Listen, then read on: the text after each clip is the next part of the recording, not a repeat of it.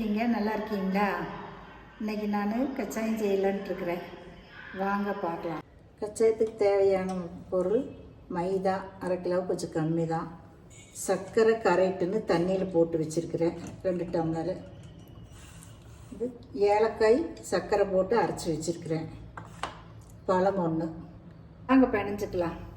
சர்க்கரைக்குள்ளே மைதாவை போட்டுக்கலாம். சர்க்கரை ஏலக்காயும் போட்டுக்கலாம். சர்க்கரை போட்டு நுணுக்கி வச்சது. இதுக்குள்ளேயே வெள்ளை ரவை கொஞ்சம் 2 ஸ்பூன் போட்டிருக்கிறேன். போட்டு பிசைஞ்சிட்ருக்கிறேன். நல்லா பிசைஞ்சிட்டு அப்புறம் கச்சாயம் போட்டுக்கலாம். எண்ணெயில் போட்டுக்கலாம். கடாயில் எண்ணெய் ஊற்றி கட்ட வச்சுக்கலாம்.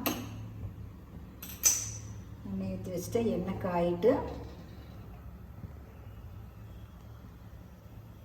எண்ணெய் காஞ்ச பின்னாடி கச்சாயம் போட்டுக்கலாம்.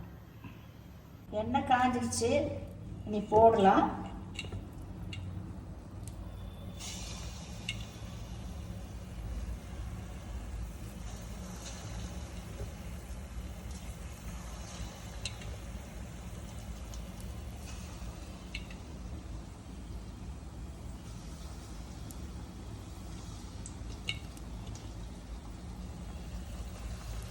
இது இப்படி தான் போடணும் இல்லை, எந்த தட்டியும் போட்டுக்கலாம், உருண்டையாகவும் போட்டுக்கலாம். எப்படி வேணுமோ அப்படி போட்டுக்கலாம்.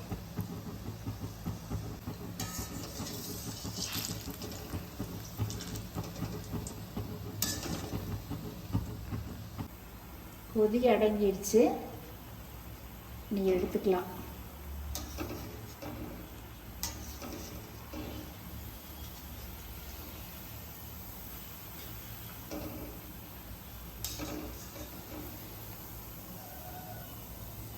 ரெசிபி எல்லாத்துக்குமே பிடிக்கும்.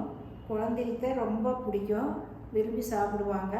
இங்கே எங்கள் வீட்டில் எல்லா குழந்தைகளுக்கும் இதுதான் ரொம்ப பிடிக்கும். நீங்களும் உங்கள் வீட்டில் குழந்தைகளுக்கு செஞ்சு கொடுங்க. இந்த ரெசிபி நல்லா இருந்ததுன்னா லைக் பண்ணுங்கள், ஷேர் பண்ணுங்கள், சப்ஸ்கிரைப் பண்ணுங்கள்.